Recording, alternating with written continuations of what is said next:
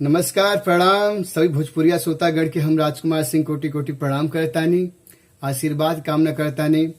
अभी तक आप लोग बहुत अच्छा गीत आप लोग सुननी जा, अपन प्यार दुला आशीर्वाद देनी जा। और आज आप लोग के बीच एक बहुत ही प्यारा सा गीत आप लोग के बीच पेश करतानी।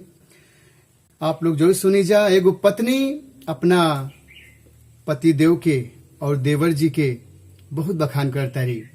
उनका सखी जी पूछे तारी कि आपका सैया जी का करेले और देवर जी का करेले। तो वही बात बतावत तारी, कहत तारी पत्नी कि हमारे सैया जी देश के जवान बाड़े, देश के शान बाड़े, सरहद पे तैनात बाड़े और देश के रक्षा करेले। और हमारे जो देवर जी बाड़े वो भी केहू से कम नहीं खन, वो भी खेत से सोना जस अनाज उगावेले। तो देखिए वो भी देश के किसान बाड़े। यही से हमने के देश के पूर्व प्रधानमंत्री लाल बहादुर शास्त्री जी भी कह गए, जय जवान जय किसान। क्योंकि ये जय जवान और ये किसान ये दोनों एक दूसरे के पूरक हैं। तो आइए एक प्यारा सा गीत आप लोग के बीच।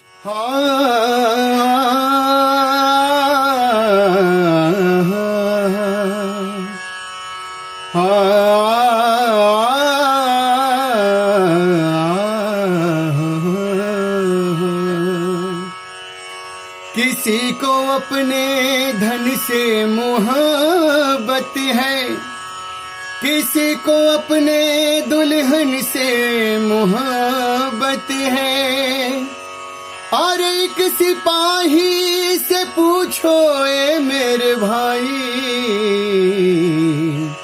वो कहेंगे कि हमें इस मिट्टी से मोहब्बत है। लेकिन कहते हैं क्या, और कान्हे पे बंदूकिया तन ले, कान्हे पे बंदूकिया,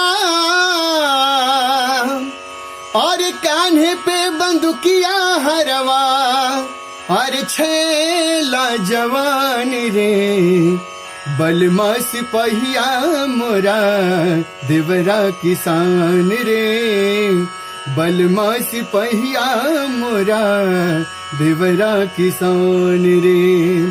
कान्हे पे बंदूकिया तन ले, कान्हे पे बंदूकिया, कान्हे पे बंदूकिया हरवा छेला जवान रे, बलमा सिपहिया मोरा देवरा किसान रे, बलमा सिपहिया मोरा देवरा किसान रे। आगे कह तारी पत्नी, सैया जी के माथे टोपी, देवरू के पगड़ी, देवरू के पगड़ी, सैया जी के माथे टोपी, देवरू के पगड़ी, देवरू के पगड़ी। और देख के जुड़ाई मन भर जाला गगरी, देख के जुड़ाई मन भर जाला गगरी। भैया कहेला दुनो, अरे भैया कहेला दुनो, भैया कहेला, भैया कहेला दुनो काम महान रे, बलमा सिपहिया मोरा देवरा किसान रे, बलमा सिपहिया मोरा देवरा किसान रे। सीमावा पे सैया गोली धाय धाय चलावेले, धाय धाय चलावेले, सीमावा पे सैया गोली धाय धाय चलावेले। और सीमावा पे सैया गोली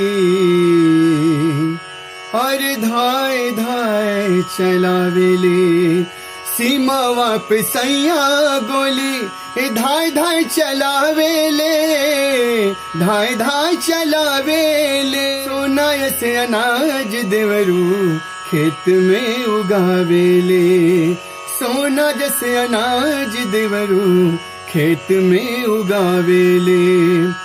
अरे हियारा के चान हवे, हियारा के शान, हियारा के चान होए देशवा के शान रे, बलमा सिपहिया मोरा देवरा किसान रे, बलमा सिपहिया मोरा देवरा किसान रे।